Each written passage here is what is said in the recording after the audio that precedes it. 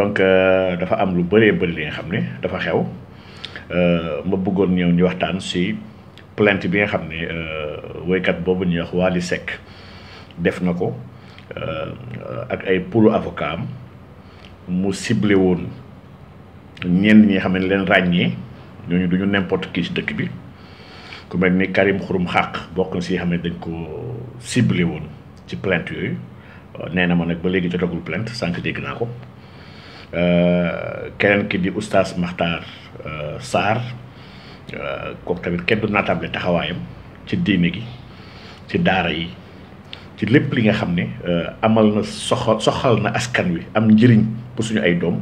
ñii ñooy les sentinelles yi nga xam ne ñoo ñuy aaral ndono mag ñi di ñu aaral li nga xam ne mooy li gën a cher si ñun te mooy suñu ngëm-ngëm donc suñu tànnee nag oustaz Makhtar Sarr nga xam ne dafa am taxawaay bu am solo moom ci dëkk bi dañ koy yóbbu ci yoon tànn ku mel ni Abdou Karim Xurum Xaq nga xam ne dañ ko menacé sur le plan international mu laq drapeau góor jigéen ñi ci keroog bés bee ñu taxaw fële ca 23 mai def ñu yóbbu ci ñu interroger li xew kan moo nekk di jëf ak lan la di nekk di jëf man dama bokk si ñu gëm ni Wally benn petit point la benn petit pion la par rapport à ce qui est en train de se passer actuellement Wally amul xam-xam bi amul compréhension bi amul mën-mën bi sax pour mën a nekk ci lii donc Wally nag ab sénégalais la bi nga xam ne bu dëkk ci dëkk bi am fay mbokk ay xarit ak ay soppe nit yi war ko yéene yiw ak jàmm yéene ko yiw ak jàmm boobu moo tax ñu koy wax dëgg te yàlla tax gis naa ñu bëri génn nañ di ko massawu dinañ koy faral mais di fàttali Yonent bi sallallahu alayhi wasallam dafa waxoon ne sa xarit dimbali ko su tooñee ak buñ ko tooñee ñu ko yaa Rasulullah ki nga xam ne dañ koo tooñ de xam ne ñu koy dimbalee mooy ñu koy jàppale waaye bu dee moo tooñ ñu koy dimbalee mu ne mooy ngeen wax ko dëgg donc yéen ñii da ngeen ànd ak Wally di ay soppey Wally ak ay xaritu Wally wax leen Wally dëgg te yàlla rek tax par parloo moo yàq réew mi ndax réew mi ku ñu xas ba bëgg rek lépp loo def lu baax la ku ñu xas ba bañ tamit ak loo mënti defit jàpp leen lu bon la ay nit yu baax du ñu fonctionner noonu donc man nag balaa may tàmbali sax li may leeral man j'affirme haut et fort devant le monde entier Sénégal ak ñu dul waa Sénégal ne Wally Seck yow tu es un ambassadeur attitré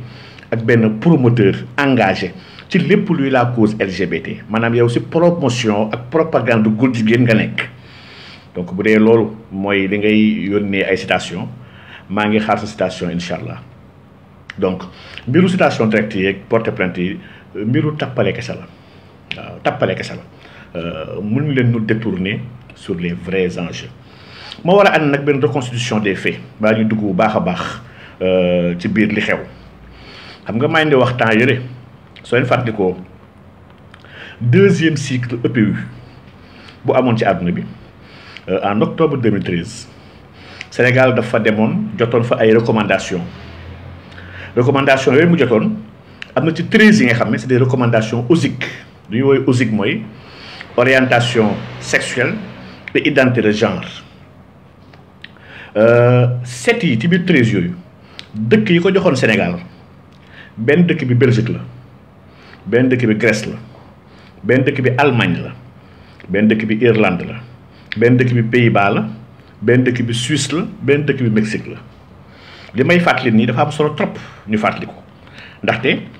aujourd'hui man dama jàpp ne ren gii 2021 bi ñu nekk mooy atu góor jigéen la ren bi acte yu gën a fort ak marche bu gën a ngand bu am ci àdduna bi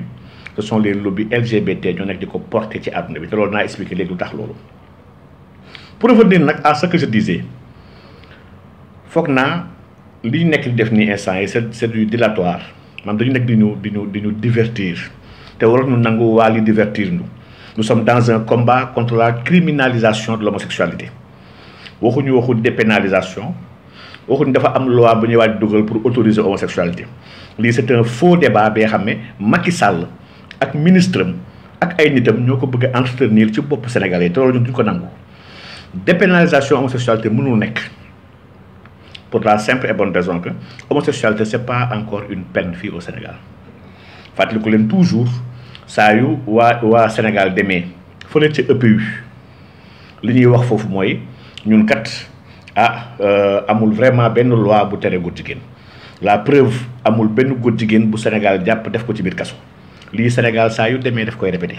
parce que effectivement y a pas de loi bu wax dara ci góor jigéen. Y a nag une loi bu wax acte contre nature muy article 319 bàllem ma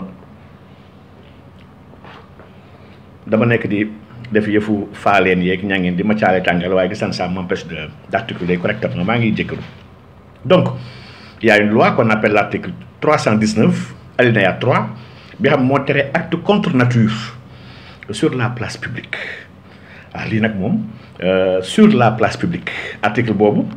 dafa wax ne sans préjudice des peines graves des peines plus graves prévues par les alinéas qui précèdent ou par les articles 320 et 321 du code pénal sera puni d'un emprisonnement d'1 à 5 ans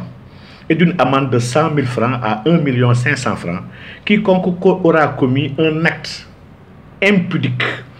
ou contre nature avec un individu de son sexe. Gis nga lii xam nga lii moom problème sur la place publique la si l'acte a été commis nag avec un mineur de 21 ans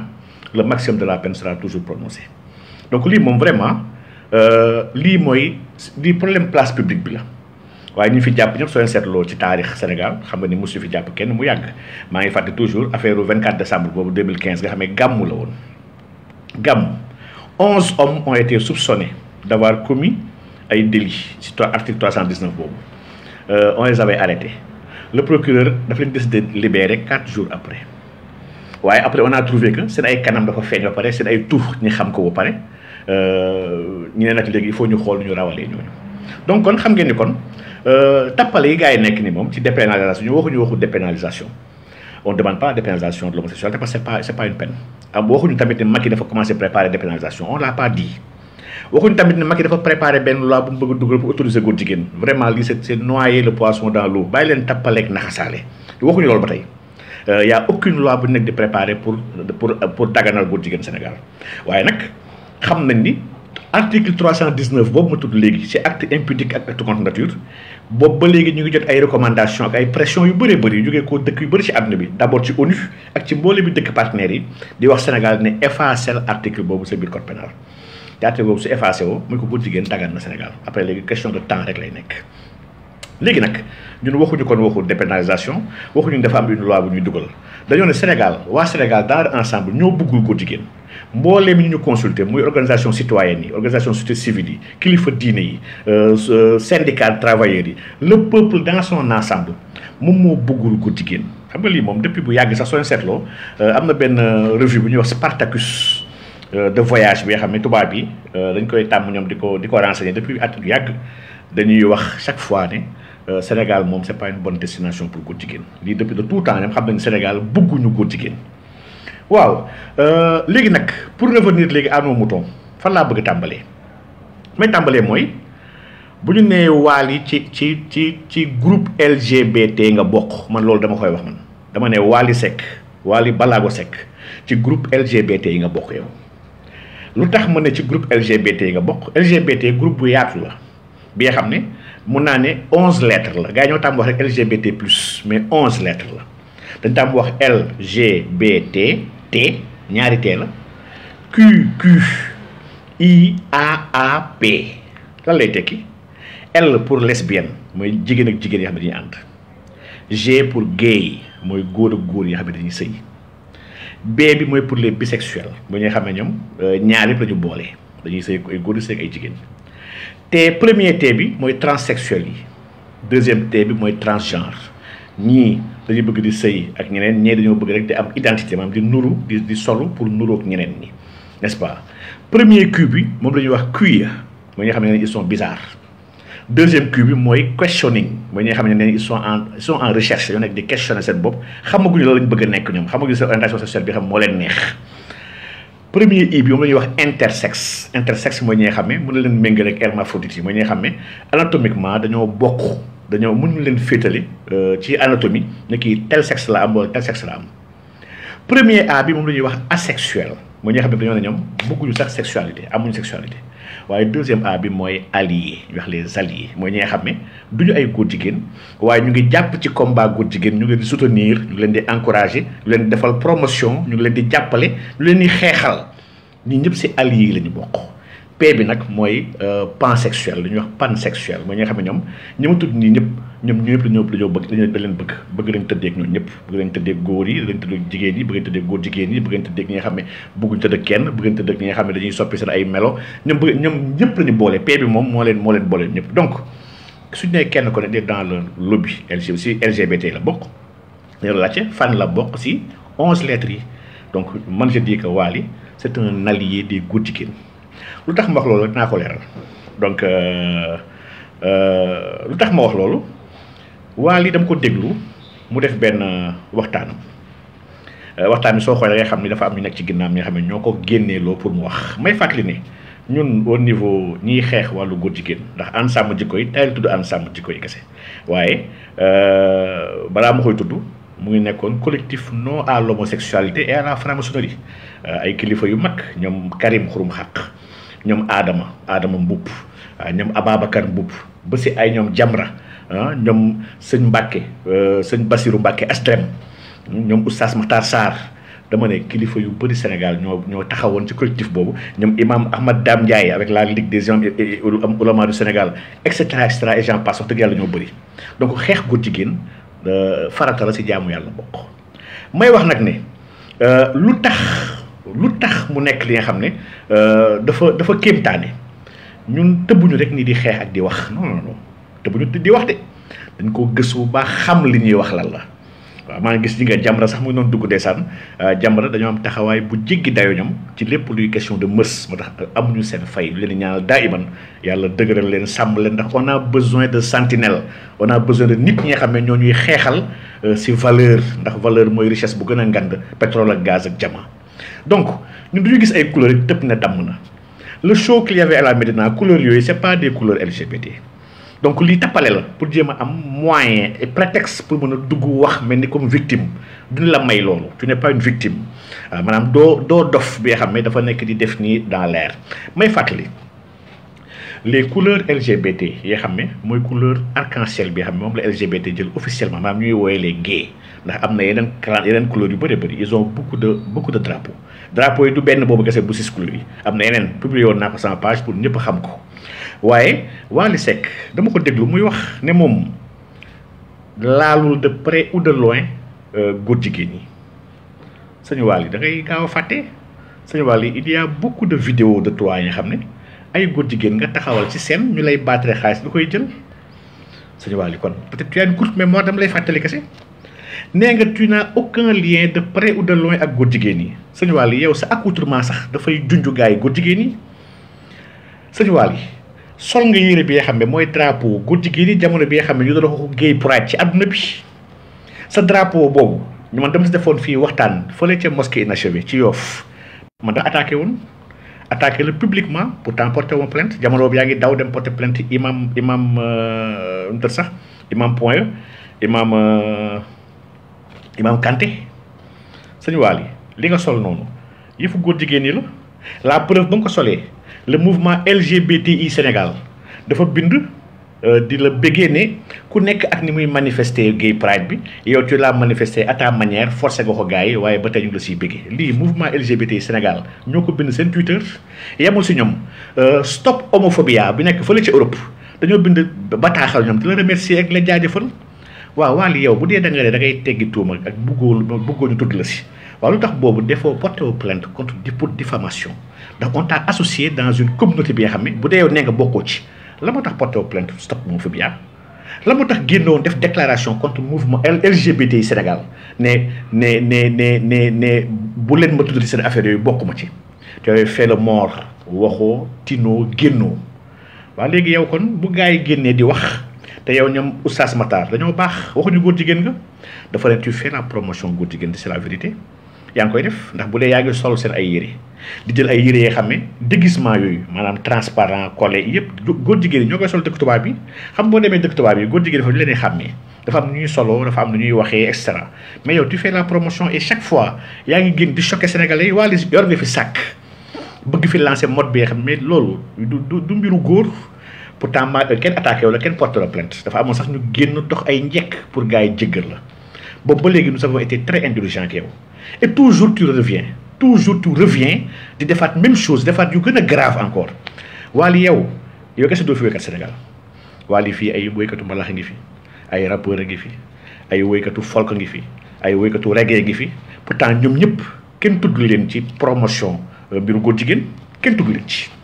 pourquoi yow Wally tu es le seul ne me dis pas que gars yi ñoom acharnement ci yow ndax da ngaa garaaw bi nga xam ne kenn amu ko fi man de amoon na fi garaaw ndax mbalax dafa aram képp koy defit yaa ngi ci lu aram donc vraiment pour man defoo fi musique bu extraordinaire ba tax ñu war a acharné wu ci yow sincèrement sa papa acharné ñoon ci moom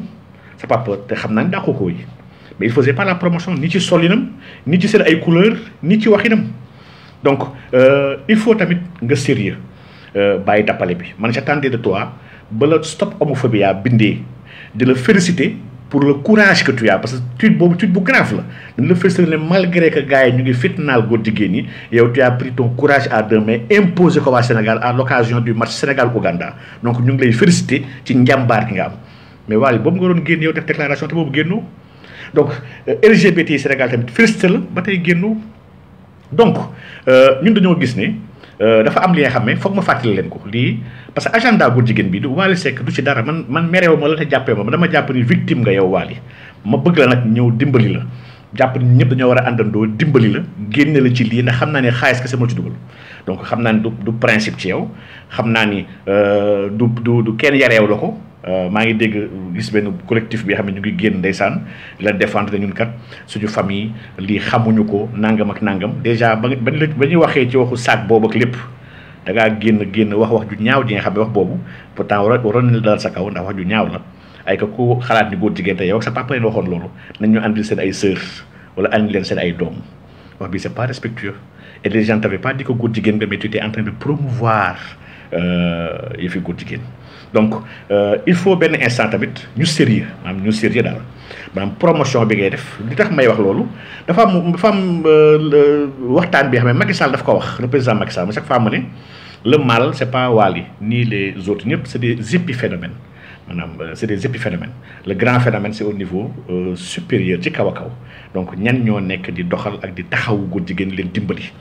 président Macky Sall moo taxaw ak Justin Trudeau c'était le mercredi 12 février fàttaliku leen ko bu baax ci li mu wax ne góor jigéen ñu ko amal Sénégal Macky Sall dafa waxoon jamono boobu dem leen xooli vidéo bi daf ko ne ça n'a rien à voir avec l'homophobie mais c'est une spécificité culturelle moo tax ñun instant yi parewuñu pour def fi góor jigéen lii moo nekkoon waxu Macky Sall leen spécificité culturelle la donc kon moom problème bi c'est un problème de culture lii nag l'Occident daf ko yàgg wax neen Sénégal culturellement problème de culture la il faut ñu infiltrer ko par la culture moo tax aujourd'hui agenda góor jigéen bu am Sénégal yëpp UNESCO bokk na si nga xam ne ñoo koy gën a toxal UNESCO xam ngeen c'est l'organisation mondiale xawma lan pour la science la culture et l'information jàpp leen baax baat boobu ONU moom liggéey muy liggéey ci góor jigéen kay waranteetu ko xam ngeen ni at bii su ma leen waxee ne at bii mooy atu góor jigéen yi doon ko weddi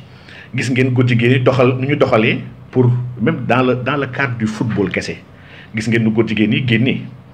góor jigéen yi impose nañu seen ay couleurs ci biir UEFA imposé seen ay couleurs ci biir Ligue 1 ci biir compétition yi sax seen ay couleurs arc-en-ciel lañ def léegi si numéro yi gis ngeen ko bay passé ak les joueurs sénégalais yi xam ne dañoo tappale woon sax andi biir bi métti bañ a football gis ngeen drapeau brassard capitaine yi nuñ ko obligé couleur arc-en-ciel pour dooleelee ko góor jigéen yi gis ngeen début d'année ba Biden yéegee au pouvoir li mu njëkk wax ci kaas ne ñëpp ñi nga xam ne dañu nar a contre góor jigéen les États-Unis pare nañu instant peut-être ay sanctions di Biden moo ko wax n'est-ce pas donc nga xam ne kon FIFA coupe du monde bii di ñëw dëkku naar yi on a imposé drapeau corner yeeg brassard yëpp mbiru góor jigéen la man xam naa ne ils vont venir ba ci CAF ndax mbiru góor jigéen ko bëggee imposer tout le monde gis ngeen ci coupe d'Europe bi avec le scandale avec la Hongrie gis que ñu dëkk ñëpp demee porter ko plainte au niveau de la Commission européenne. Il y a eu beaucoup de plaintes des pays, mais on a rappelé la Hongrie mu dellu soit dans les rangs. Donc aujourd'hui dafa am benn offensive homosexuelle dans le monde entier et la culture nag mooy instrument bi xam lañu jàpp ne moo gën a gaaw pour doxal mbir yi fii Sénégal fàttaliku leen semaine bii passée amoon na benn publication bu ñu defoon bi nga xam ne y avait un fonds de presque 3 milliards de francs CFA 2 milliards et quelques yoo xam ne ñoom ñi promouvoir biir góor jigéen ñi waxoon nañ ni fonds la bi xam dañ ko teg pour gën a promouvoir ak banaliser mbiru góor jigéen waaye ils n'ont pas trouvé preneur année bi yëpp ba juillet bi yëpp benn artiste ñëwul jël ko ndax dëggal ak jëmmal góor jigéen Sénégal yombul artistes yi dofuñu duñ ko def donc nga xam ni kon la culture que lu ñu fas yéene gën a investir moo xam ay théâtre la moo xam ay sketch la moo xam ay association lañu moo xam ay woykat lañu moo xam ay danseurs lañu ils vont toujours essayer de voir comment promouvoir seen ay mbir ndax mbir di nag au fond suñ ko xoolee ba xool du dara lu may symbole kese la donc kon Wally sincèrement man dama jàpp ni tu fais du dilatoire da ngay tappale nii rek wax dëgg yàlla waaye yow xam nga ni de toi à yow xam nga dégg naa nag ñooñu ne waa seen famille Wally xamuñu loolu Wally seen famille Serigne Mbaye bu dee fii Mariste ñan ñoo demoon jëli ji ko ñan ñoo demoon dem son corps au Mariste du say mbokk lu dul Ndiaye Mbeng ak sa frère donc vraiment mbiru góor jigéen moom du ma dugg ci ay détails famille di jéem a xaste parce que loolu baaxul yàlla ñun sant ñu loolu muy benn ñaar yàlla tamit santuñu ñuy àtte kenn naan kii góor jigéen te fekk gisuñu ko amul ci preuve en tout cas ñun ensemble jikko yi ñun ñii ay kilifa lañu duñ ko def ndax tuumaal doomu aadama du yoon yàlla daf ko bañ yoon daf ko bañ yow nag ñun kenn tuumal la góor jigéen imam Kanté bi nga yóbboon yoon tuumal loon góor jigéen oustaz Matar Sarr tuumal la góor jigéen ñun ñëpp lu ñuy wax même chose la mooy que Wally tu fais la promotion des homosexuels à travers ton habillement à travers les objets que tu fais à travers les projections de couleurs que tu fais lii c'est des couleurs qu'on connaît des homosexuels lu ñu la ko lu clair la donc arrête de faire du tappale fi tappale xew fi léegi nag ñu gis ni par cette tentative là de faire de porter plainte il y a eu une inversion des rôles qui a été voulue dañoo bëgg instant yi donc ensemble ji koy moom le débat mooy dañuy xeex góor jigéen dañoo bëgg une loi pour criminaliser góor jigéen aujourd'hui dañoo bëgg inverse tendance bi pour mettre ñu au delà léegi ñu nekk ñi nga xam ne ñooy ñuy xeex di imposer pour ñu nekk dans la défensive pour protéger wu loolu duñu la ko may duñu ko nangu on peut pas nous divertir pour ñu mujj nekk ay nekk dans la défense yi jéem a xool waaye li ñuy dem yoon on va se défendre non yoon bi lii benn parenthèse bu ndaw bi xam ne yow xam nga ni mënoo fa am ndam te warlu yem ci Matar Sarr maa ngi xaar man sans plainte ndax Matar ku ko laal nga ñun nii Matar Sarr gor la Matar Sarr moo la ëpp njëriñ ci dëkk bi Matar Sarr jàngalekatu alxuraan la dafay former ay xale pour ñu mokkal alxuraan Oustaz Matar Sarr lépp luy daara saa yu daara toxoñee bëtam mu jug sol dàll la mu jug di ko xeex Oustaz Matar Sarr chaque jour mu ngi ci laayante biir ci émission di dimbali doomu aadama yi ngir yéwanal seen diine defar seen iman defar seen islam yokk seen ihsan donc Matar Sarr ci ndam yi gën a mag ci dëkk bii la bokk kii c'est un pilier kii c'est une icône kii dañ ko waroon di ko li ñuy wax fans club moom mooy yeeyoo dëgg fans club uta naa ko yow Wally amoo njëriñ ci dëkk bi tu pervertis la jeunesse Wally yow si artistes yi nga xam ne ñu ñooy les médiocres de la cité si nga bokk ndax un artiste c'est quelqu'un bi nga xam ne c'est une voix autorisée c'est quelqu'un bi nga xam ne qui doit être un connaisseur il doit être éveillé dafa war am xam-xam dafay participer dans l'éducation populaire il participe dans l'éveil de conscience dafay participer ci exporter sa culture maanaam lan mooy culture am suñu culture ñun nag yi ngay def nii bokkul suñu culture ñun suñu culture bu seey la bu tel la bu teey la culture bu dal la culture bu jub la culture bi nga xam ne dafa am pudeur dafa ànd ak mbaax Wally yow li ngay promouvoir même sa ay scène ay góor jigéen ñoo lay fekk si ay góor jigéen ñoo lay béggee man sa défense sax sur les réseaux sociaux ay góor jigéen yow ñoo lay défendre góor jigéen yi ma xam yëpp Sénégal yu daw nekk bitim réew ñu ngi def ay vidéo di saaga képp ki nga xam ne mu ngi lay wax dëgg ndax yow góor jigéen yi kon ñoo ko seq yow ñun nag góor jigéen ñi leen gëstu bu baax xam nañ leen avant yow maa ngi dégg ko ne Wally de près ou de loin maanaam mbiru góor jigéen Wally yow même fii sa conférence de presse bi nga defoon ba nga porté plainte Imam Kanté waaye sa waajur yàlla na yàlla yërëm ko te yokk ko leer waaye waxoon na ni moom amul benn problème ak góor jigéen bi leen joxe xaalisam koy jël lekk ko tey wax dëgg yàlla nag góor jigéen yaa ngi leen jox xaalis donc ñun xam nañu lu bëree bëri fii ci Dakar nag Dakar lañu dëkk wax dëgg yàlla waaye fii bëri na fi kër yi nga xam ne surtout woykat yi njëkk ya seeni taaw ñu leen tuddee bu ñu leen seetee topp leen ay góor jigéen doon may xaalis kese la ñu woon ñun xam nañ Kilimanjaro ji nga soo demee ci média tubaab yi yenn magazine tubaab yi nga xam ne ba instant bi li mu wax ne dañu doon bind ñoom ne les places yi nga xam ne foofu moo nekkoon seen ay repères pour les PD fii Sénégal 4 places la woon ma fàttali leen ko ñu bëri xamuñu ko woon nag benn bi moo nekkoon Kilimanjaro waaw kooku moom Bibson sax woyoon na si cosaan wala Kilimanjaro si loxo man la ñuy jaaroo waaw li moom ci si bu subaa ngay comprendre ndax rab bi nag moom rab dafa engagé uteeg mbalax bi nga xam ne mbalax bi mënul fexe ba dagan wax dëgg yàlla donc Kilimanjaro c'était un repère des PD dans ce pays là Kilimanjaro ñu fa doon tëgg je vous laisse le soin ngeen dem xool ñoo fay tëgg ñoom ñooy artiste góor jigéen yi góor jigéen ñooy di may xaalis gén di leen baaxee xaalis di koy yóbbu di ko dundalee seen ay njaboot donc nag xaalisu góor jigéen nag ku mu dundal ku mu jox mu lekkal mu jox mu naan bu jékki-jékkee nekk ci yooyu wax dëgg yàlla nag ñun vraiment waruñoo jommi ginnaaw Kilimanjaro café Iguane ñu wax Iguane café endroit góor jigéen la fii Sénégal te tamit vraiment pare la tubaab yi ñëw fii ñoom góor jigéen yi bëgg ñëw fii Sénégal ñu laajte quelles sont les bonnes places pour mes sama ay naataango moom suñu gars yi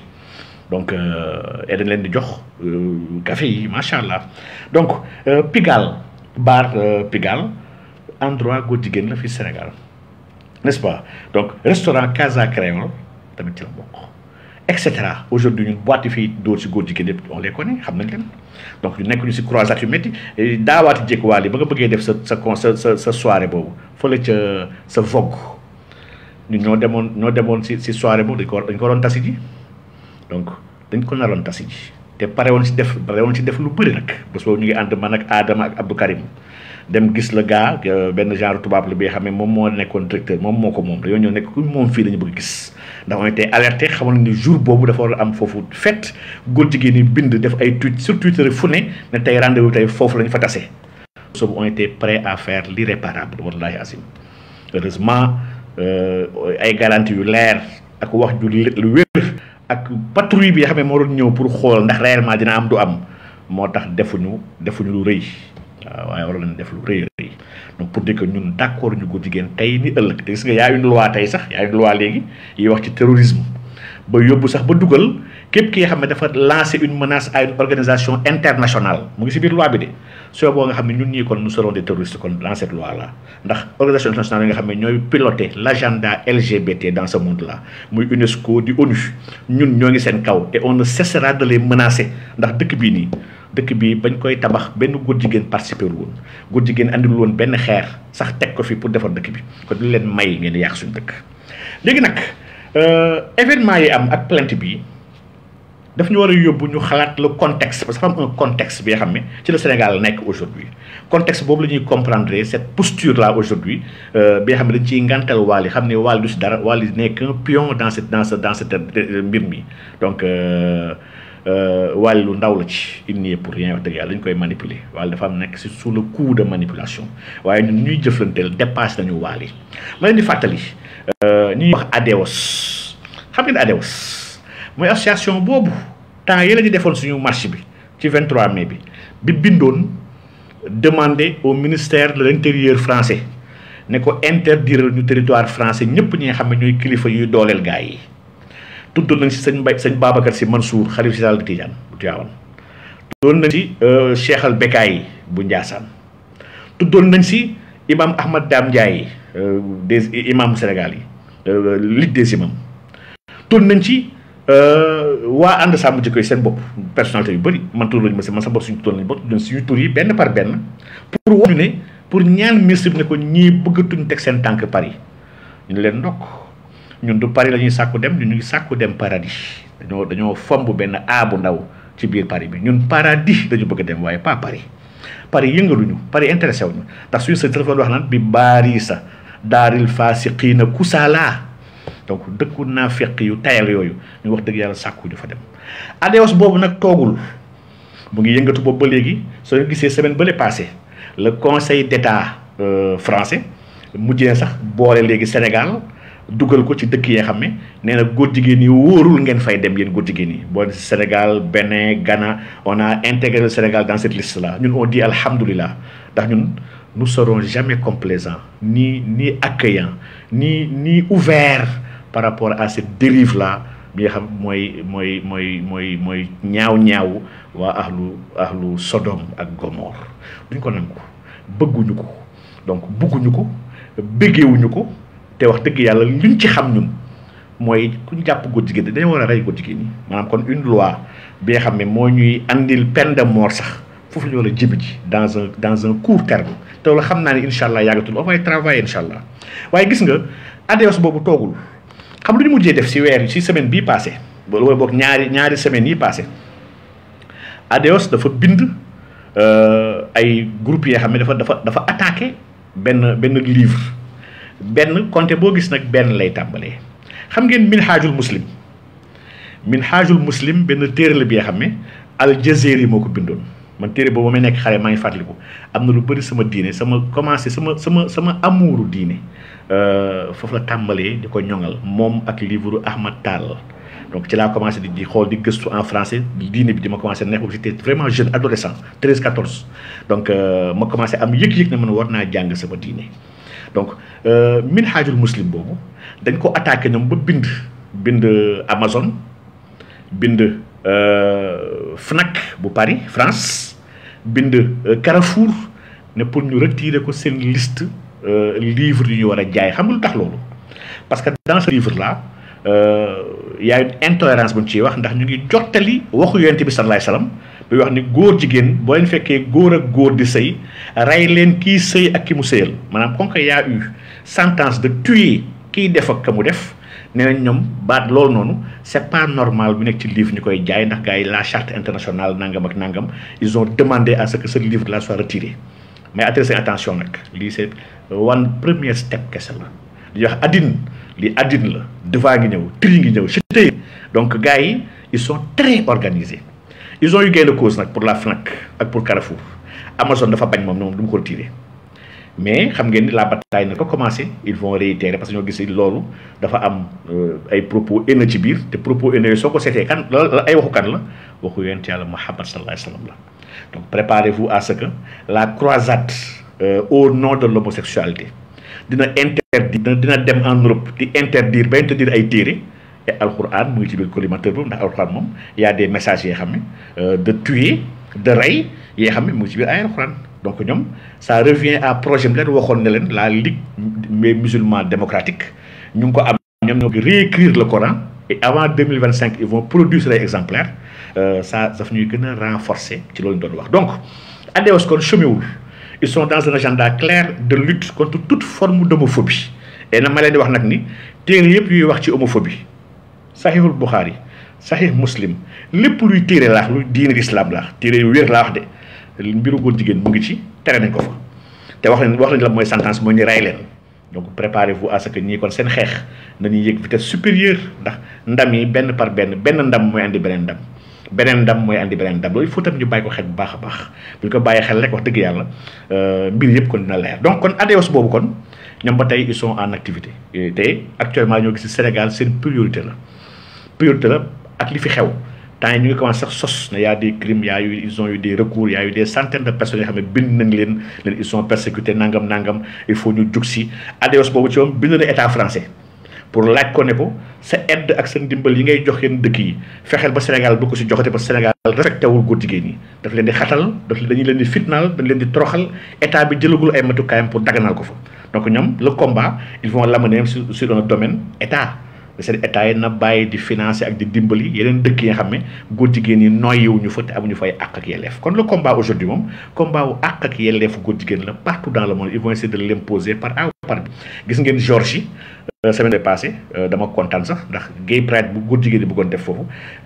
waa Géorgie dañoo génne du fi am jël drapeau yi génnee ko taal ko comme ni Karim defoon fii ci place de l'Obélisque ba pare dàq ji leen ak ay dóor ba gars yi mujjee ko annulé donc il y a un choc aujourd'hui des civilisations bi nga xam ne Souleymane mu ngi koy wax léegi et c'est très vrai Lavrov le ministre des affaires étrangères de la Russie mu ngi koy wax bay passé ne y a une croisade pour xeex toute forme de religion monothéiste dans ce monde là au nom de droit góor jigéen may wax ne droit góor jigéen sama gars yi góor jigéen ci àdduna bi matuñu 1 million de personnes matuñu 1 million de personnes waaye ils tiennent en otage aujourd'hui le monde entier lu fa am lu ko waral am na lu tax loolu. donc sànq kon maa ngi doon wax kon ne Wally kon maa ngi doon xaar sorteem boobu balaa mu doon def sorti di arto di menacer ay imam ak oustaz Wally dans l'histoire de ce pays là yow que yaa fi mos a porter plainte imam ak oustaz Wally li la dese yow mooy xalifa général ci xalifa général léegi nga war a demee incha allah moo la dese donc li ngay def nag baaxul ci yow gënul ci yow sa mbokk yooyu nekk sa ginnaaw ay suñu doon dañoo iñaan dañoo soxor fii kenn iñaaneew la kenn soxorew la dañ laa yéene yiw yéene la baax ba pare bañ laa nangul la yow doo ñu yàqal suñu ay xale ndax nag ba ñuy sonn di rayante di jaayante effort yi def yëpp duñ la bàyyi yow Wally au nom de l'argent nga màbbal lépp ndax xam nañ ne yow mi sa waa kër ndax yéen a ko wax ne xaalis n'a pas de couleur ni d'odeur pour yéen fu mu leen déclaré koy jël donc ci góor jigéen fu mu mënti jóge donc kon ñun Wally dañ la bëgg au nom de ta boulimie et de ton amour pour le fric duñ la bàyyi nga yàq suñu ay valeur wax dëgg yàlla loolu moom pare la xam ni lu la gars yi bëgg-bëgg am nga fay soppe nag dëkk bi gars yi bëgg nañ la de am na fi xale yoo xam ne mooy gone Wally yi waaw yu si bëri sax ay gone yu ñàkk jom lañu waaw mais gone yooyu bëgg la wax dëgg yàlla tamit ci wàllu valeur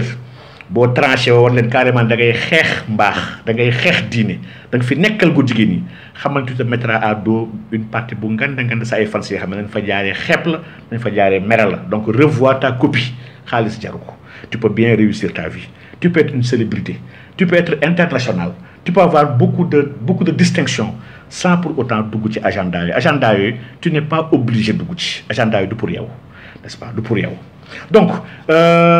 góor jigéen ñi moom seen xaalis comme ni ma ko waxee sànq rek seen xaalis ñoom la ñu yor durtu leen promouvoir seen ay mbir ñu ngi koy wut nag fu ne ñu ngi xool dëkk bu ne fii laa gis ay jeux de théâtre sax ñoom Badou mën lépp ak extra ñoom ñëpp di ko wax fii ne ñoom sax di leen proposer lu bëri ci ay artistes ay cachet te loolu gars yi nëbbatuwuñu donc vraiment mbir mi wax dëgg yàlla lu jar a bàyyi xel la en tout cas gis naa ne affaire bu lu doy waar lu ma metti la en tout cas ni ñu bëggee traîner ay nit yu baax ay kilifa ay nit yu yiw ñu bëgg leen traîner dans la boue pour inverser aujourd'hui une doléance bi nga xam ne macha allah une doléance nationale la muy une demande pour ñu criminaliser góor jigéen lii moom kenn duñu si distraire ba ñu bàyyi ko si suuf wax dëgg yàlla mooy suñu combat aujourd'hui maa ngi gis nag amalgame bu ngante bu gars yi entretenir waaw ay kii dafa baax day def du social kii am na jabar may fàttali kenn waxul on n'est pas en train de juger la personne encore une fois faire du social tekkiwul da ngaa baax de grands trafiquants de drogue dans ce monde là ñu ngi faire du social donc de grands truands ñu ngi fii def du social te dañuy sàcc àllu mbooloo donc faire du social ne fait pas une personne ku baax muy benn ay kii am na jabaram am na doom am jabar taxuta baax taxut tamit bañ a nekk góor jigéen sànq maa ngi sànq ba lay wax na laan les 11 LGBTT QQIAAP ñii si biir ñii am na si yoo xam ne c'est des bi donc dañoo am jabar waaye amaan nañ seen ay góor jigéen lañu bëri na fii Sénégal gii bëri nañ fi donc loolu wax dëgg yàlla loolu yéemuñu loolu du couverture bi nga xam ne mën na tax ñu yaakaar ni kii kat kii moom vraiment kon kii génn si non dafa si am ñi nga xam ne ñu ngi am jabar mais ils ont une double vie am na tamit ay jigéen yi nga xam ne dañoo am jëkkër mais c'est des lesbiennes elles entretiennent des relations ak seen ay yeneen copines yi nga xam ne seen jëkkër dañoo yaakaar ni seen meilleur ami kese la fekk c'est pas leur meilleur ami c'est leur partenaire sexuel loolu am na fi donc vraiment loolu taxul ñu ne kii ku baax la wala kii bokku ci maanaam encore une fois gars yi waxuñu ni kii góor jigéen la ndax gars yi man gëwma ni ñeme nañu wax loolu donc gëwma ni ñeme nañ taxaw jiin kenn góor jigéen te fekkuñu ko amuñu si preuve ndax ko def charia daf laa àtte ñu dóor la te Oustaz Makhtar ku jàng la ñoom Karim Xurum Xaq ay góor yàlla lañu sincèrement loolu du seen taxawaay waaye nag ku jël ay couleur teg ko ndax ku la may dégg tam di ba ne non couleur la bu leen ñu sonal waaw fii ay arc-en-ciel yàlla bi waaye yéen couleur la waaye am na fi ku fi teg ay bande 3 bandes verticales bleu maanaam sax bleu sax vert jaune rouge def ci digg bi benn étoile bu verte couleur la waaye drapeau bi nga def di junju Sénégal lay junj donc attention xaar foog may bloqué waale yenn dafa am ay yenn mbaam yu nekk ci biir live bi ak ay góor jigéen ndax y a beaucoup de góor jigéen yi nga xam ne dañuy am ay compte di dugg pour jéem a dañuy ruube waaye ñun xar nañ leen donc macha allah donc kon ñu gis ne problématique Wally bi daf ñu yóbbu ñu ko léegi dans un autre niveau du débat parce que am na li xam ne dañ ko fàtte woon kon ndax nit ñu doon xeex boobu ba léegi contre pour la criminalisation de l'homosexualité texte bi moom bind nañ ko pare bind nañ la loi pare dans cette loi là dañoo bind ñun pour ñu teg ay daan lépp li nga xam ne mooy LGBTQ maanaam yi ma tudd sànq yooyu yëpp dañoo bëgg ñun ñu teg ci daan plus la nu sax la zoophilie n'est-ce pas la nécrophilie maanaam ñi nga xam te ne ñuy bëgg di sëy maanaam tout ñëpp ñuy sëy ak ay mala ñuy sëy ak ñu dee ñi ñeneen ñooñu ñëpp dañoo bëgg ñu boole leen teg leen ay daan waaye ñun suñu xalaat foofu la yemoon kaaw Wally bi instant yi ubbi na léegi benn brèche bi xam ne on l'avait oublié muy lan muy la promotion de l'homosexualité en promotion bi mooy ki nga xam ne deful acte yi c'est vrai defu ko on peut pas dire que góor jigéen la waaye il est en train de promouvoir par l'image par le son ou par la parole il fait la promotion de l'homosexualité ñun on avait oublié ça te lañ ko war a bàyyi xel man jàpp naa ne instant yi sax dañu war a commencer liggéey instant bi pour intégrer ko ci loolu ñu doon xeex te il faut encore fi ñu demoon yëpp ba waxtaan ak ñoom ci li ñu waxtaanoon ak ñoom muy kilifa diine yi nekk Sénégal xalif général yi fi nekk yëpp il faut ñu delluwaat fa encore andil leen additif boobu vraiment lu am solo la maa ngi xool États-Unis pourtant dëkk la bi nga xam ne góor jigéen dëkk Obama ambassadeur góor jigéen la woon mooy ambassadeur góor jigéen yi dox na bu baax a baax ci loolu donc pourtant foofu am na benn loi ñu wax no promo homo law donc une loi bi nga xam ne pour la non promotion de l'homosexualité en milieu scolaire ak extra extra donc lii dans l'Alabama dans le Texas dans beaucoup de pays gars yi dañoo bañ ko koy promouvoir soo xoolee fan yii passé coow li am fële ca Hongrie le président li mu wax moom ñoom bañ ñu góor jigéen de maa ngi gis ñu bëri di ko félicité di kontaan man kontaan ma si ñoom ndax ñoom bañ ñu góor jigéen waaye xale yi ñi nga xam ne ils sont mineurs lañ jàpp ne waruñu promouvoir góor jigéen ci ñoom il n'a pas tort tam seen aada la ñoom mais kon ñun kon le problème de la promotion de l'homosexualité fii au Sénégal en tout cas par l'image par le son par des appels tacites wala express waroon tam ñu war nañ ko bàyyi xel kon prévoir la ko tam ci lii ñu bëgg a xeex ci wàllu góor jigéen donc Wally moo ñu dimbali kon ci aspect boobu nga xam ne on l'avait oublié ñu ngi ko ci jaajëfal di ko si ñaanal yàlla ñun nag lu ñu bëgg ci moom man dama jàpp ne man ñaanuma ko du ma ko ñaan ay na bàyyi oustaz ak non li oustaz bi nga dugg ki si fot ci pic yow yaa siy gaañu ñi la ko digal nag duñu sa ay mboq te bëgg la ñu la yiw ñu ngi lay liggéeyal lu ñaaw a ñaaw li nga xam ne wax dëgg yàlla après ngay comprendre soo demee ba jëm mag di nga comprendre ndax fii xam nañ fi des anciens góor jigéen yi nga xam ne des repentis ils sont là au Sénégal am si nga xam ne ci nga toll nii tolloon nañ ci ngir xaalis dañoo mujjee dellu ginnaaw ñii dañoo mujjee bàyyi te yàqal leen lu bëri seen àdduna donc ñun loolu lañ la yéenewul ndax jàpp nañ ni même bu dee dégluwuñu la même bu dee béggewuñu sa système bi sa style musical ndax ñun moom dégluwuñu mbalax neexuñu waaye jàpp nañ ni am na ñu bëri ñi nga xam ne ñu ngi lay béggee te war nga mën a dem fu sori te war nga mën def lu rëy avec ton art ndax dama jàpp ne jamono fi mu toll yàqu-yàqu yi am si jamono bi aujourd'hui ñi xale yi di gën a mën a dimbali xale yi teg leen ci yoon defar leen pour man à mon humble avis jamono bi ce n'est plus oustaz yi ndax fii xale yu bëri dégluwutuñu oustaz yi la prêche dafay mettre seen nopp bu ñu jàppee télé sax gis ne ay waar dañuy zappé gars yi bëggatuñu ku leen waar dafa mel ni ñëpp a waaru instant yi ba pare donc aujourd'hui acteurs yi gën a am solo yi gën a mën a am impact bu ma fàttali ni on a une population très jeune 66% de la population sénégalaise ont moins de 25 ans am ay xale yu ndaw la yoo xam ne ils sont pas expérimentés amuñu expérience amuñu xam-xam ku bëri te ñu ngi à la porte de la vie nekk si benn instant bi nga xam ne nekk benn moment de crise la par rapport à cette jeunesse crise bi nga xam ne bu ñuy woowee puberté crise boobu nag dina def loo nit ki lu ne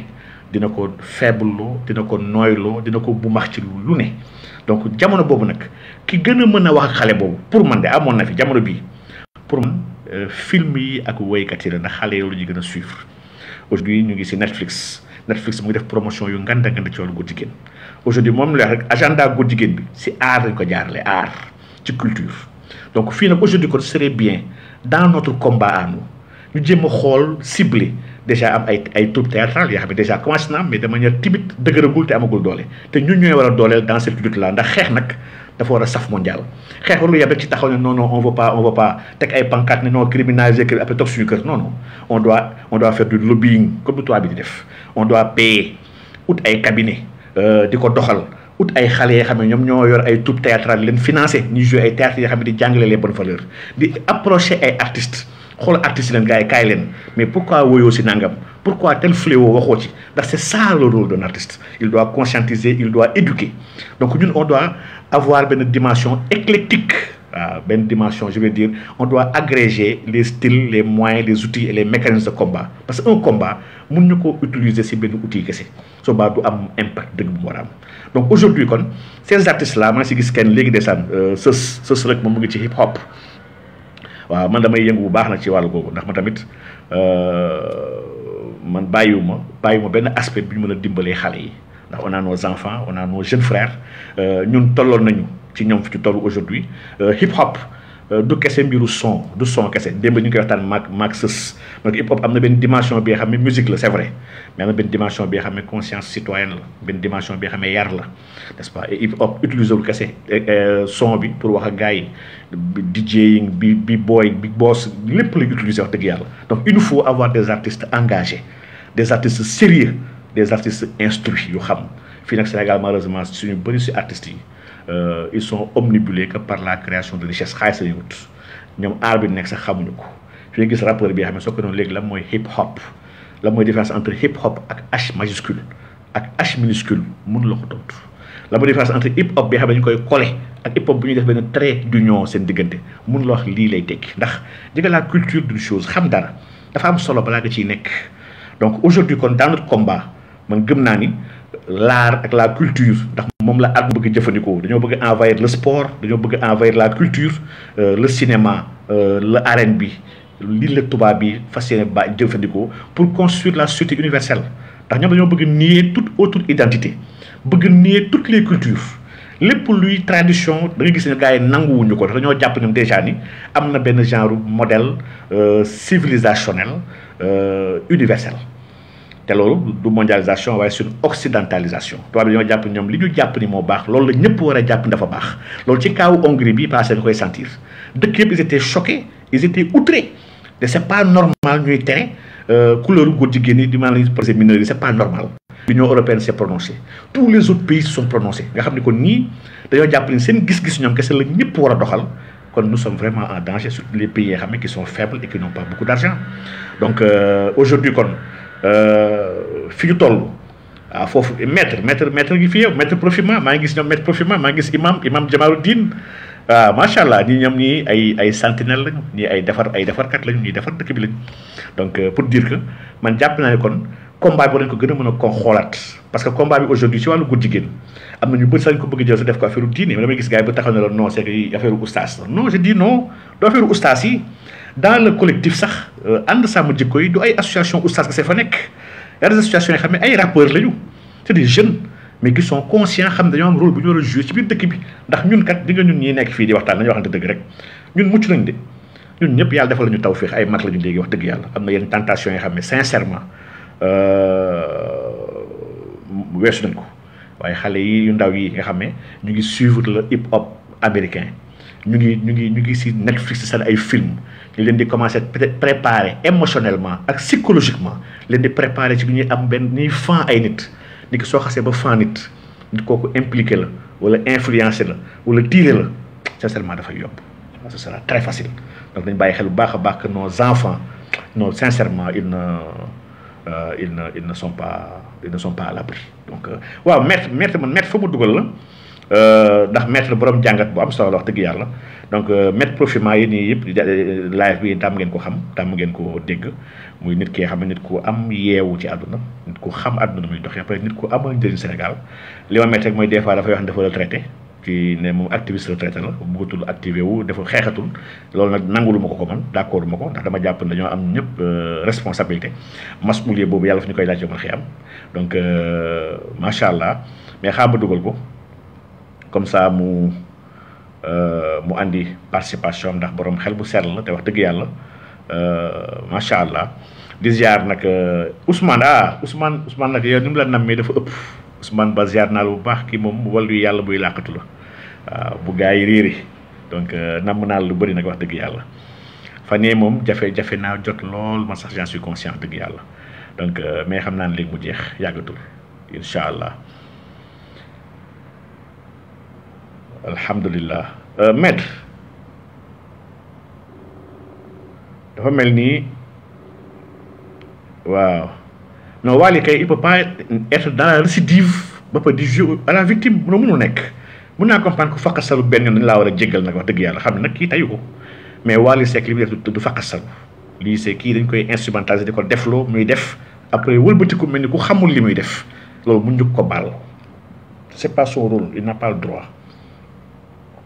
ah voilà asalaamualeykum wa rahmatullahi taala wa barakatuhu allo man dafa mel ni dégguma bu baax de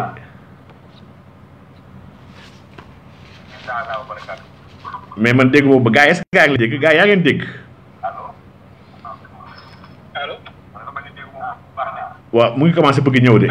allo ah bismillah voilà dégg naa la maître allo salaamaaleykum wa rahmatullah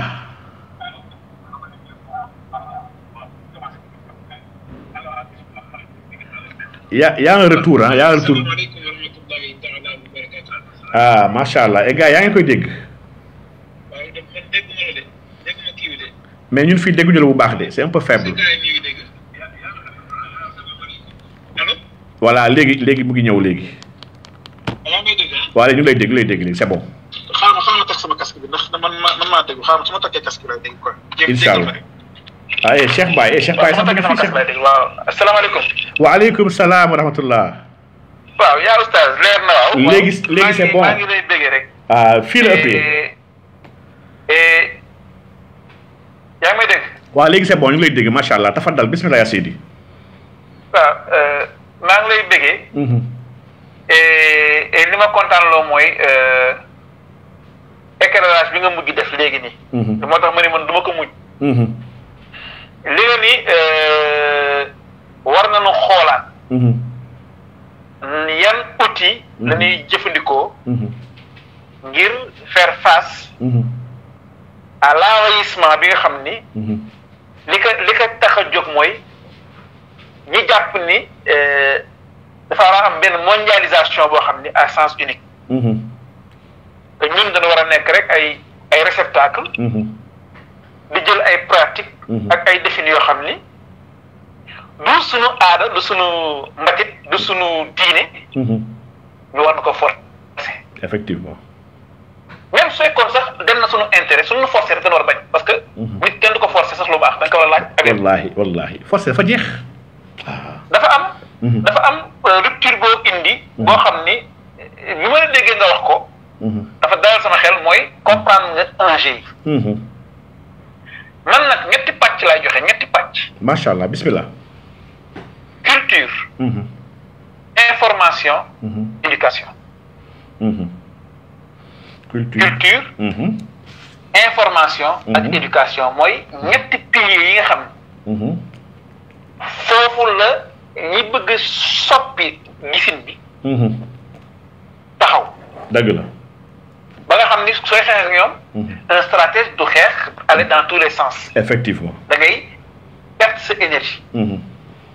sooy xool médias yi culture su jëlee mais su ma waxee information mooy les médias. xool nga ni ñu occupé médias yow gis naa la ngay wax ci affaire Covid bi. ak ni muy conditionné nit ñi. effectivement. ndax yow. yàgg nañ si waxtaan nit lan la jëmm. xel ak ruu. dëgg la.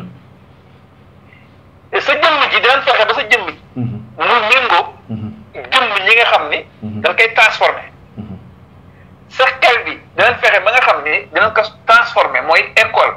amoon na séminaire bu amoon temps yële UNESCO indi ko. effectivement ak muy UNESCO. un boobu nekk si UNESCO mooy à sens unique bi. un boobu un bi nekk si bi nekk si unique bi moo nekk si UNESCO. unique. un boobu nekk si un boobu ngay gis muy répété wu rek. mooy à sens unique bi. effectivement c'est le gouvernement mondial. Effectivement. Gouvernement mondial.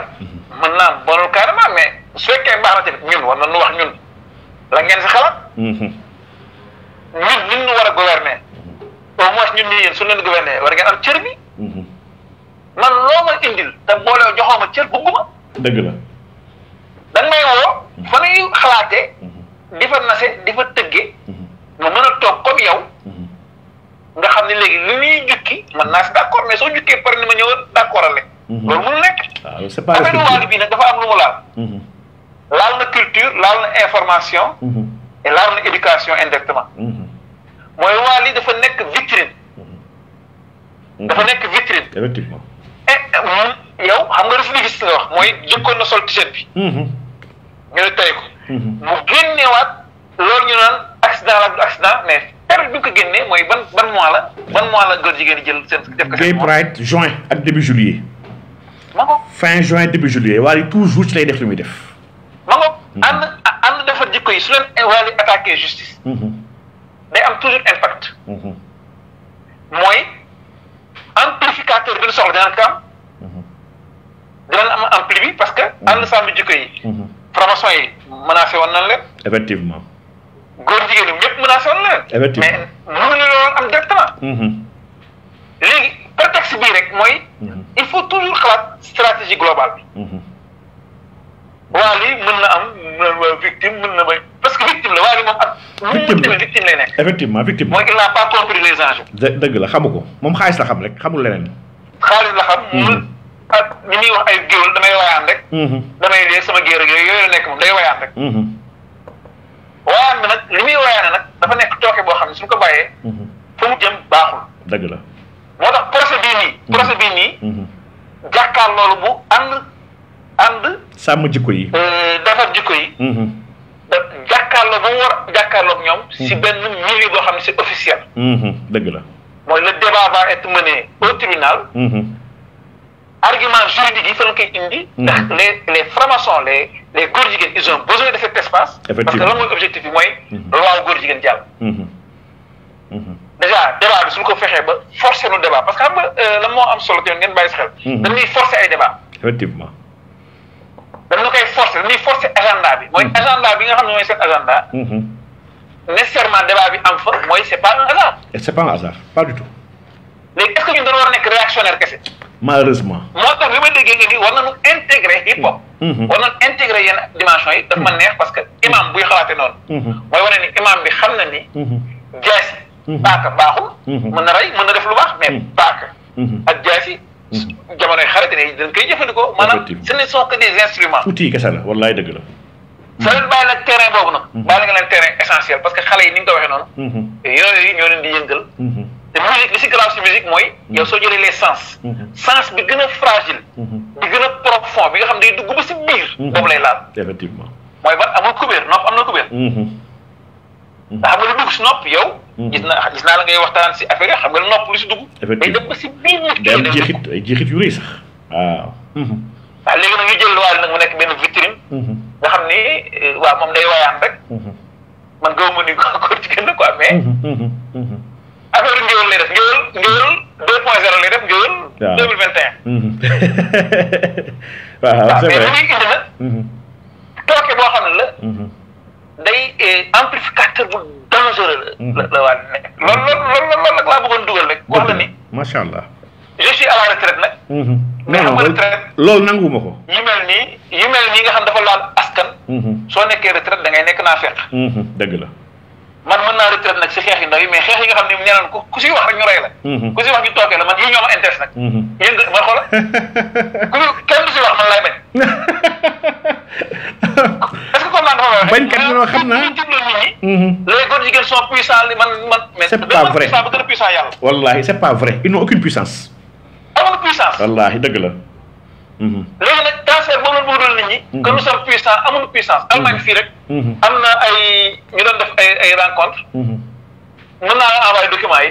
ñoo xam ne nee na lu góor jigéen feebar la. am na ay médecins yoo xam ne fii ñoom soo ñëwee dañ lay faj comme feebar. gars yi ñoo ngi xeex seen biir maanaam même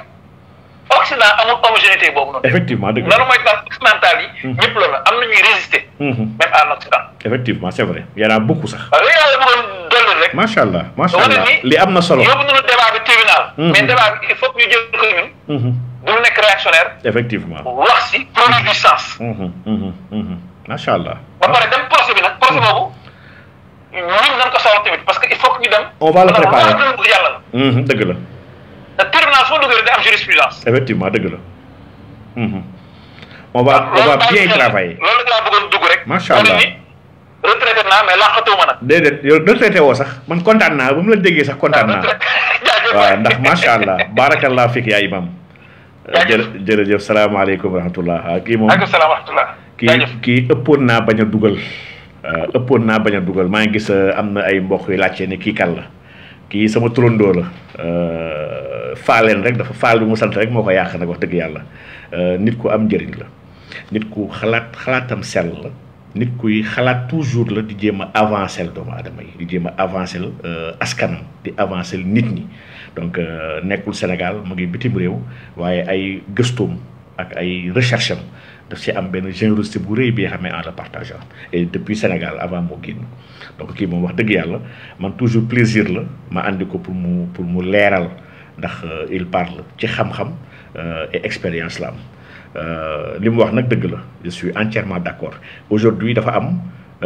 enjeu bu rëy rëy maa ngi gis Mbaye Modou mu wax ne nous sommes en direct ci ASID TV YouTube jazakumullah xeran sëriñ bi yàlla na yàlla fay leen yiwu yàlla na yàlla màggal chaîne bi yàlla na yàlla def fa baraka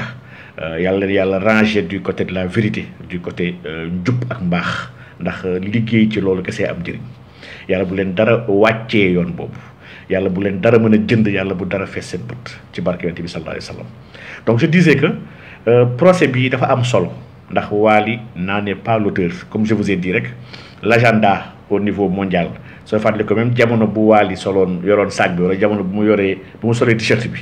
mu ngi tombeleeg jamono bi nga xam ne Oxfam fii Sénégal mu ngi kaas en tant que association ne wax ay nitam ne leen dañoo war a gën a góorgóorlu ci forcer góor jigéen sénégalais yi ndax Sénégal fii liggéeyu góor jigéen dafay xaw a nax saay te ñu koy reprocher au niveau étranger maanaam au niveau Angleterre seen maison mère jamono wala soo fàttalikoo lii moo waraloon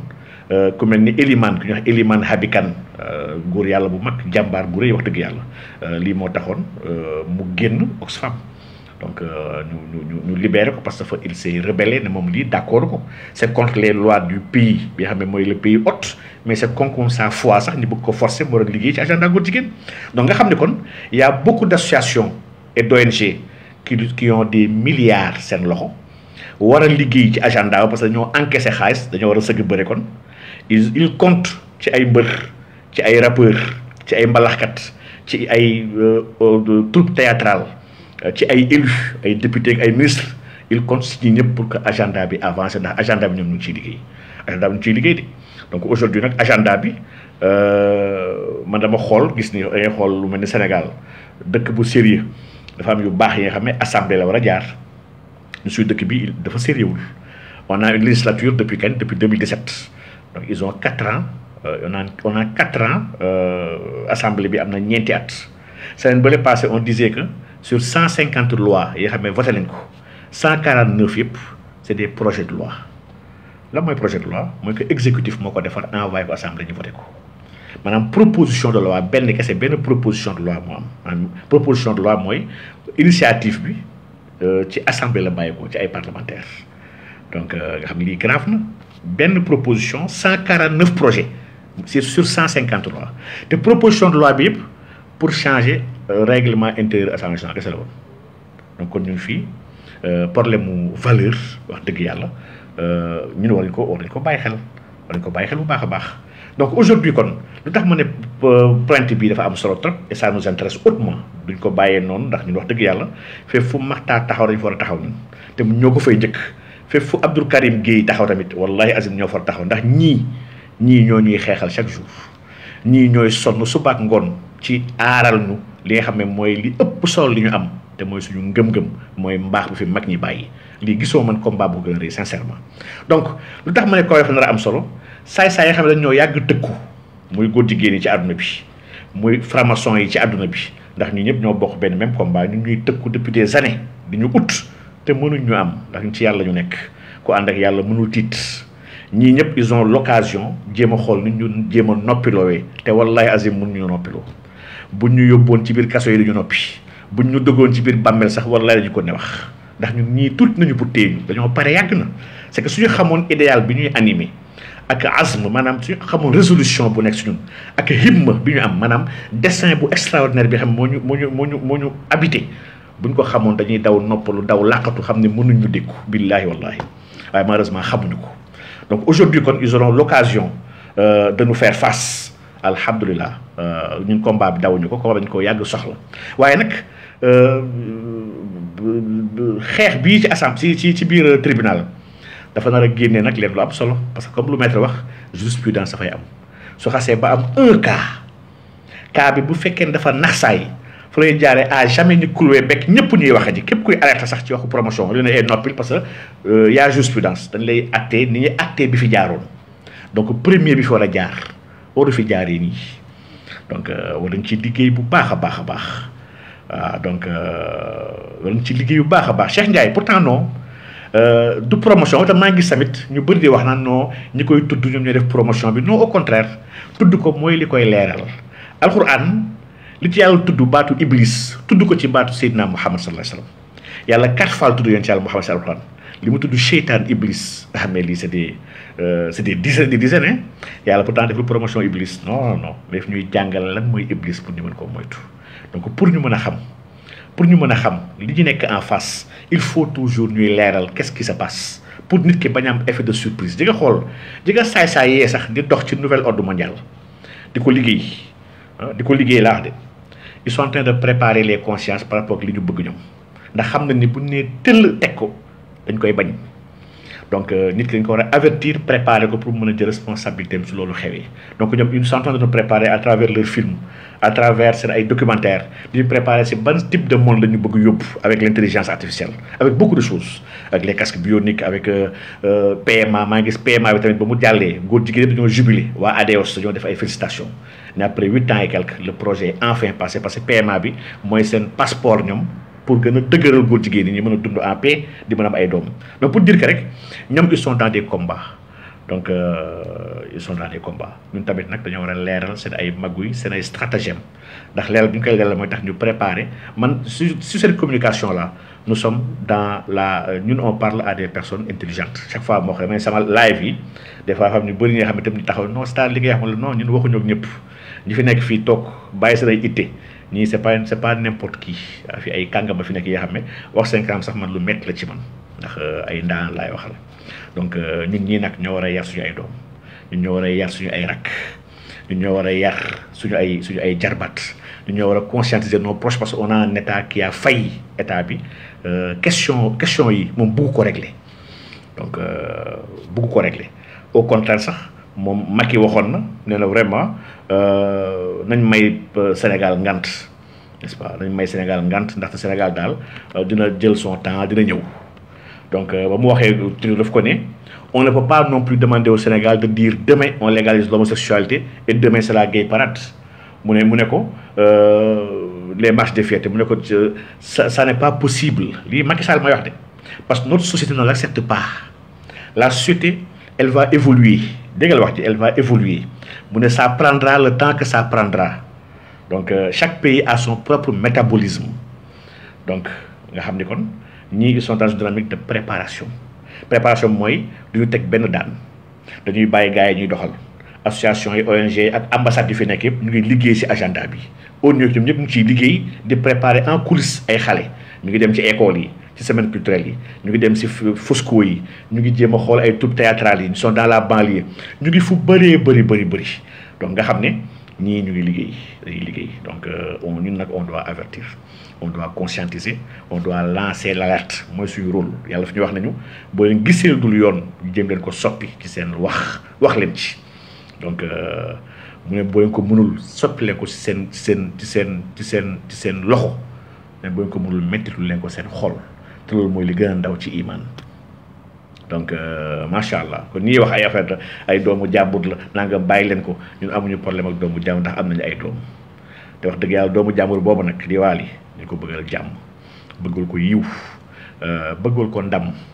waaye tamit duñ ko permettre tamit mu yàqal ñu lu nekk di sonn ay ati at di sonn suñu ay njaboot duñ ko bàyyi mu yàqu loolu tamit moom vraiment luñ ko bëgg duñ ko bàyyi mu yàqu nagam président Macky Sall ndugul nañ nangul bàyyi mu yàqu ko en suma keneen donc li ngeen def nii c'est un très faux débat un vrai faux débat ay fa da noo nangam dugg dans les sentiments andi ay famille daf ko fi jarul la meilleure chose que vous deviez faire mooy conseiller ko ne ko sëñ bi nag waali dimbali ñu nag bu ñu teg gàcce yow rek la ñuy tudd ci woykat Sénégal yi tudd ñu keneen ngir yàlla bu ñu teg lii ñun dañ laa bëgg lii mooy wax bu sérieux bi ngeen ko war a wax donc fii kenn amul temps iñaane ko ndax waale amul lu ñu amul du ñu am sax waale amu ko ñun dañoo am yàlla donc macha allah waaye si li muy liggéey julit ko liggéey julit du liggéey si woy mbalax def concert jaxasay góor ak jigéen kay def mooy yàlla di fàtte yàlla di tooñ yàlla li du liggéey julit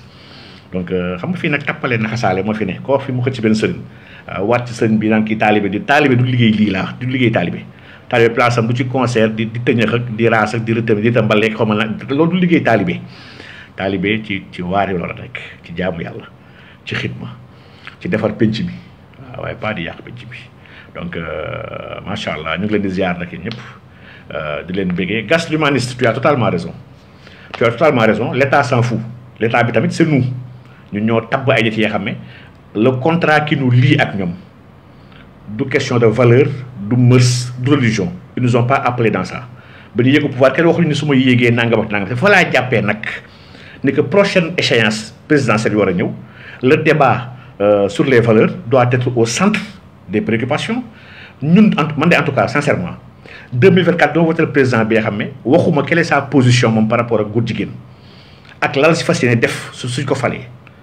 ba pare en plus mu leeral ma ne bokkuma ci góor ci franc-maçon yi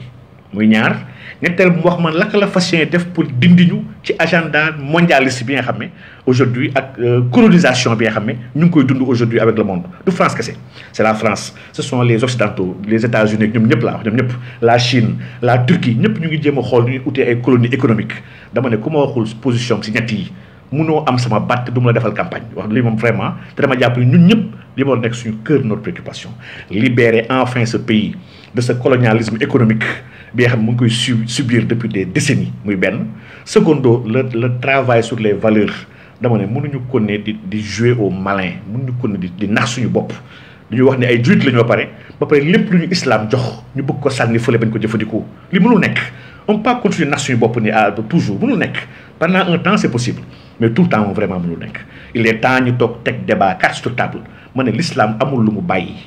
on peut pas ignorer l'islam pour régler les problèmes de ce pays il faut ñu assumer suñu responsabilité mais kat attention ñun yàlla li ñu jox anamu lañ si mën a jëfandikoo nous sommes pas nag ci débat wu tuutil yeneen communauté doyadil non ñun la ñu respecter tout le monde islam dafa am benn respect bu extraordinaire bu mu am ci mboolem communauté surtout les chrétiens donc ñun chrétiens amuñu ñoom benn problème ñoo bokk mbuus donc même ñu bañ ne yàlla amul sax fekk nekk ñu jéem a yàq ñi jaamu yàlla amuñoo ak ñoom problème islam dafa nekk au-dessus de tout ça wax dëgg yàlla islam nag bàyyiwuñu sans solution par rapport au problème que nous sommes en train de vivre dama ne saa yi machine sax téléphone sax boo ko jëndee di nga dem seet ki moom tel ki ko créé ingénieur bi notice bu mu ci def si biir carton bi di nga ko jël consulter ko pour xam nooy jëfandikoo téléphone bi waaye ba yàlla bi créé suufam si créé doomu aadama yi dama ne mun ñu ignorer moom notice am nag mooy la loi divine donc lii moom dama jàpp ni on va y revenir incha allah instant l'heure jotagul mais man dama jàpp ni le débat sur le modèle politique social économique et juridique de ce pays là ci refonte la ñu war dem refonte ndax amaguñu lenn qui nous est propre amaguñ ko donc il nous faut nag de manière endogène il nous faut l'inventer et le mettre en place ñun ñu ngi ciy xalaat instant ñu ngi ciy commencé ñu ngi ciy bind dina génn incha allah d'ici peu quel est le modèle politico-économique de l'islam quelle est la vision économique de l'islam en matière de fiscalité en matière de monnaie en matière de crédit et de banque lii moom suñu domaine la bi nga xam ne ñun dañoo jàppale mooy suñu participation ci loolu ñu war tabaxi ji ñeen tam ñu nekk ci yeneen domaine tamit doivent participer ñëpp bu ñu defee cette fusion de ces participations là ñu agrégé ko on aura un modèle qui est bien sénégalais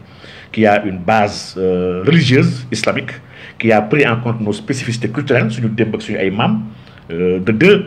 waaye nag qui est de nous pour nous et par nous waaw de nous pour nous et par nous donc yii suñ ko mënul def ci benn modèle de développement loolu c'est pas un modèle donc loolu c'est un plagiat c'est un piètre plagiat bi nga xam ne qui nous inscrit chez les gueux ñuy wax les gueux donc que Dieu nous en préserve donc macha allah mais alhamdulilah maa ngi ñaan nag maa ngi woo mboolee mi Sénégalais yi ci taxaw tem bañu distraire leen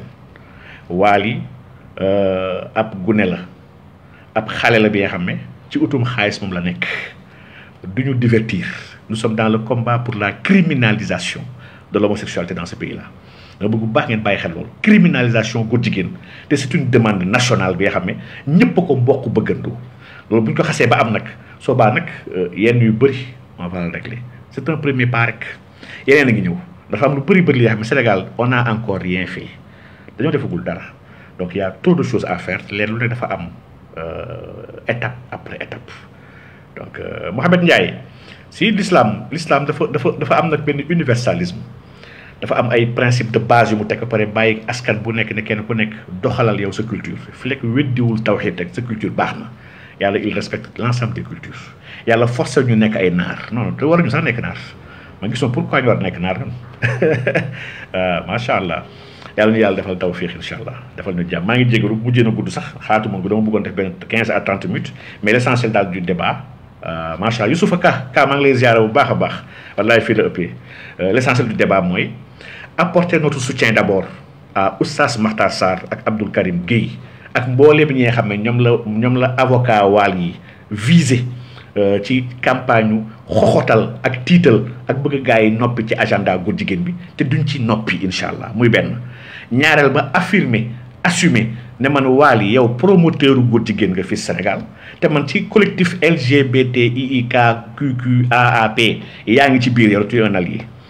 donc ma comment je vais plus loin que ñoom Matar la ñuy wax maa ngi xaar nag ma tam plainte incha allah parce que plainte nag dëgg yàlla te xam naa du ma ko jot donc voilà donc nous sommes dëgg ji nga dëgg moo njëkk te moo mujj donc lu waay di def it ak lu waay di wax it tamit na ko teg ci dëgg kese fi lekk yaa ngi ko teg ci dëgg boolewoo ci nafs yàlla mooy sa kaaraange te yàlla moo lay aar bu ñu demee nag ba jamono bi nga xam ne suñu nafs commence na dugg ci li ñuy wax ñun man soo baat naa bàyyi xam ne je serai en danger instant yii fi lekk nag sama nafs dugg ci je suis pas du tout en danger au contraire maa gën a garanti ku ne loolu ma bëgg tamit gars yi comprendre bu baax a baax ci état bi ñu nekk fi lekk moom la rek lépp pour moom la gisuñ suñu bopp moom mooy doxal te mooy jëf bu ñu demee ba dugal suñu bopp nag wala commencé si jàpp dañoo garaawal di garaawlu soo baa moom dina toog si tànn nag te buñ si tànnee dina ñaaw de yàlla ñu yàlla musal ci gis suñu bopp ci li ñu ne yàlla ñu ci yàlla musal ci biiru ana yàlla bu ñu dal incha allah rabbi donc yàlla ñuy sax di nekk ci yàlla waaw yàlla ñuy yëg yàlla yàlla ñuy dund yàlla yàlla bu ñu xam leen wala keneen ku dul yàlla yàlla bu ñu gis dul yàlla yàlla bu ñu yëg leen dul yàlla yàlla bu ñu am tamit leen dul yàlla waaw yàlla rek fi ne wallahi yàlla fi yàlla kese fi ne donc leneen néew fi gars yi sax neen lu dul yàlla neen la gars yi ñu ngi koy wax waaye dégguñu wax bi waaw ñun dañ koy fësal di ko dëggalaat encore damay lu dul yàlla neen la yàlla rek fi ne donc kontaan naa bu baax ci jotaay bi di remercier ñëpp di leen balu àq di baal àq ñëpp toujours c'est un plaisir wax dëgg yàlla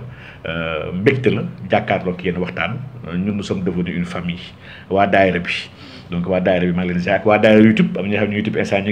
ngi nelaw foofu ñoom tam instant mais xam naa suba la ñuy gis ñoom live yi di si jaajëfal ñëpp commençant Aïcha soxna Aïcha ndeysaan la grande daanaan sama coach donc moom ci live yi si am taxawaay bu jéggi dayoo macha allah ak la grande Mado Linguère ndeysaan moom mooy dugal live YouTube chaîne YouTube bi chaîne am la mais ku am pastif la ku bëgg lu baax la ku bëgg dëgg la donc ñi ñëpp nga xam ne ñu ngi siy sonn kenn fayu leen kenn joxu leen dara ñu ciy sonn pour yeewi doomu aadama yi pour libérer nit ñi pour partager dëgg ñun amuñ seen fay donc yàlla leen yàlla fay yiw yàlla leen yàlla barkeel maa ngi gis ñoom Mamadou Diagne Ismaïla Is Donde Is maa ngi lay ziar bu baax di la béggee tamit donc Ablaye Li barakallahu fikum donc Al Bachir maa ngi gis sànq oustaz Bachir Tour sax maa ngi gisoon tamit jàmbaar dëgg la gaynde diine gi la mu ngi xeex toujours si diine gi Ibrahima maa ngi lay ziar bu baax et Ibou Koumba doyen maa ngi lay ziar bu baax di la béggee donc di leen jéggaluwaat suba dafa am benn conférence bi ñu war a def ak waa Suluk ñoom Alpha Kourma donc demain incha allah fa nar a début ji fas yéene waxtaan ci le rêve en islam donc lan mooy xaqiqa wu gént quelle est l'interprétation et la compréhension du rêve en islam mu nar a nekk base suñu communication pour ñu mën a partager un peu lu ñu xawoon liggéey ci wàllu herméneutique du rêve xam ne livre boobu tam génn depuis début d'année te macha allah sama gars yi bëri fi ils ont déjà lu ñoom papier ak ñëpp ils m'ont fait des retours macha allah et Papis Khoule Papis Khoule maa ngi leen delloo ziar nam naa lool yow après fu ñu déggante donc macha allah xam naa suba fañ nar a nekk bi iznillahi wa quwwatihi donc ngeen bu leen ñu fàtt si ñaan ñu leen wax naan tamit bu leen fàtt tamit gën a am taxawaay ndax suñu sàgganee ba suñu gaynde yi ñu seetaan ñu fàggaagal leen nañ dem ba jamono bi nga xam ne bukki yi nañ ñëw di lekk suñu xareeg suñu bëy yi te xareeg bëy yi mooy suñu njaboot yi mooy xale yi am nañ nag ay gaynde yoo xam ne ñu ngi taxaw di xeex pour ñun nañ leen dooleel nañ leen dëgëral nañ leen toppatoo oustaz Makhtar Sarr Abdoul Karim Gueye ñii ñëpp ci suñu gaynde yooyu la ñu bokk dañ leen war a sàmm dañ leen war a sakkanal da leen war a protéger ba bañ ñu fàggaagal leen ndax bu leen fàggaagalee ñun ñi ñëpp ñooy ñàkk donc yàlla na leen yàlla dëgëral yàlla na leen yàlla sàmm lépp lu ñu enduré dañ koy àndandoog ñoom ndax ñun ñooy ko teg lépp lu ñu waxit ñun lañ ko waxal on partage seen ay wax te ñun bokkuñu ak politiciens naan ku ma jàpp di nga jàppale ñun duñ leen sax setaan di leen jàpp dañ ko dul setaan di ko setaan wax dëgg yàlla donc kenn du leen fi jàpp ma waxuma ay suñu leen jàppee jàppale dañ leen dul jàpp sax laa wax te ku leen jéem a jàpp nag dina xam ne wax dëgg yàlla du jëmm yëpp la yàlla bàyyi ñuy jàpp waaw yàlla am nay jaam waaye jaam yi yemuñu de na gaa yi bàyyi xel loolu bu baax a baax donc barakallah fikum donc Youssouf Ka donc waaw mais bëgg naa invitation yi ñëpp vous êtes invité hein vous êtes invité page u Alpha Kourouma ñu wax suluk donc suluk confluence soufi c'est des débats périodiques chaque mois qu'il organise jël benn mbir pour ñu waxtaanee ko gën ko laaj biir c'est des soufis qui se trouvent là-bas macha allah ak des gens qui sont intéressés par la connaissance ci wàllu diine foofu vraiment bay passé suñu waxtaan bu mujj bi nga xam ne on parlait vraiment de beaucoup de choses macha allah fële à Mermoz ñoom Brahim ak ñëpp dugg ci donc y avait des Tidiane y avait des Mourides y avait sax ñi nga xam ne amuñu tarixa mais c'est des gens yoo xam ne on a partagé benn soir toog waxtaan ci yàlla laajante biir poser des questions partager ay expérience après kenn ku nekk ñibbi et c'était vraiment merveilleux macha allah xam naa après naa partager sama page incha allah adresse bi su ma ko xamee léegi ci moom macha allah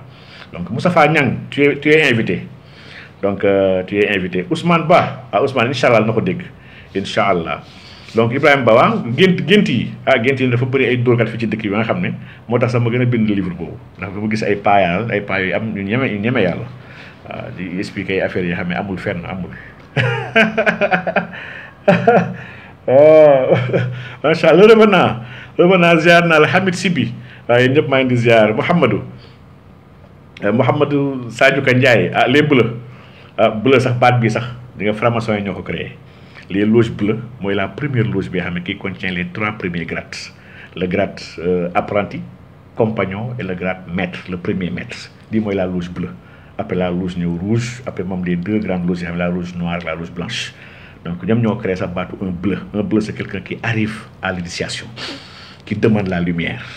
il a les yeux bandés il n'a pas droit à la parole en séance il est devant le vénérable surveillé avec des surveillants lii yëpp moom xam naa ne ay débat yoo xam ne sur la maçonnerie yi nga xam ne waxoon naa ci macha allah mais yàlla baax na Ali Mbaye non xaar géej moom du ma ci waxtaan ndax loolu moom vraiment c'est pas un débat waaye nag je peux poser des questions si xaar géej gi ndax gis naa ñu bëri jàpp ne géej gi mer rouge la yéen ci yàlla Moussa xaral ma yéen ci yàlla Moussa lay waxtaanee donc ñu bëri jàpp nañ ne yéen ci mer rouge kenn xaru ko donc yem dañuy wax al yem xam nga yem baat bi sax baat bi du arab de baat bi ça nous vient de l'hébreu arabe bahr lay woowee géej yem tamit mu ngi ci biir arabe léegi elle a été arabisée mais ça son origine c'est de l'hébreu n'est-ce pas hébreu la donc yem boobu nag war nañ koo gëstu nag lan la. am na ñoo xoon yemmu suuf mooy la mer des joncs même dans la Torah les grands spécialistes de la Torah xam nañ c'était pas la mer rouge et aujourd'hui sax y a des phénomènes scientifiques yu gars yi expliqué yu moom beneen mbir la nga xam ne xam naa ne un jour ñu ci waxtaan incha allah rabi waaye daal ñu xam ne li woon dafa woon nii waaw dafa woon nii may fàttali nag ni sooy fàttalee si biir ci siècle bi ñu passé xam ngeen ne Sénégal bindkat tubaab bi laax dañoo présenté Sénégal comme capitalu góor jigéen ci AOF xam ngeen yëgeen loolu ils avaient présenté le Sénégal comme la capitale de l'homosexualité dans ce pays dans l'AOF ce qui est grave maa ngi gis ay études Michael Davidson qui a fait deux séjours au Sénégal en 1949 ak en 1958 mais travaux yi mu doon def ci góor jigéen yi di wane góor jigéen ci lu nekk góor jigéen nu mu meloon Sénégal mais lu extraordinaire la góor jigéen yaa ngi fi am histoire de xam ne loolu bu baax a baax